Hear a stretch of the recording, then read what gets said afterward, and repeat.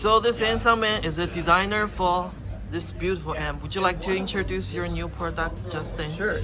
This is our Grand Cayman direct to triode flagship electrostatic amp. This is a late prototype. We hope to be shipping it sometime next year. Still have probably one more prototype to go before it'll enter production.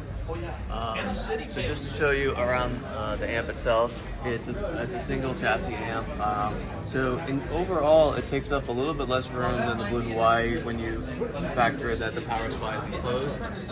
Most of the power supply is in this box right here. So we have a toroidal power transformer, and then there are 4 regulated power supplies. 4. As for the heaters on the direct heated triodes, these are Emission Labs 20B.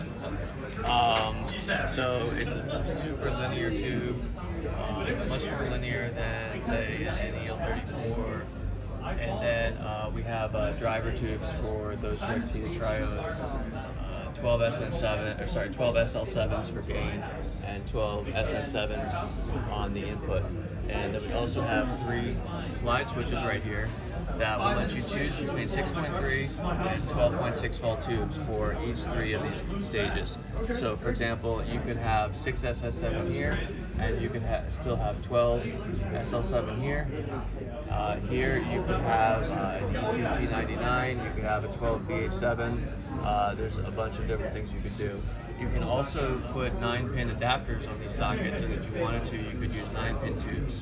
But I think most people are going to prefer the sound with these octal tubes. And as far as the front, we don't have a front panel on it yet. This is not going to be the volume control. We're probably going to use the Alpsar K50, but might use a different type of step attenuator as well. There's also going to be a balance control, which is from DACT. It's a very fine balance control that has 0.25 decibel adjustments. So if you have any balance issues, you'll be able to really get that exactly where you want it to be. And then there'll be 2 outputs for both these Stax headphones, Stax Pro outputs, so you'll be able to use the X9000, Audio Carbon, whatever electrostatic headphones you have. And then on the back, we don't have any connectors on there yet, but the plan is to have 2 sets of XLR inputs and 2 sets of RCA inputs. That's pretty much it. It's an all vacuum tube design. There are some solid state supporting components like in the power supply and for active current sources.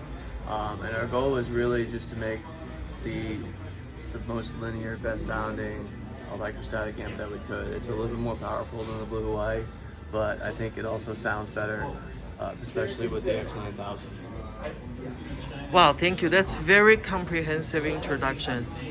So now we're gonna move to the second section of Q&A. Stay tuned.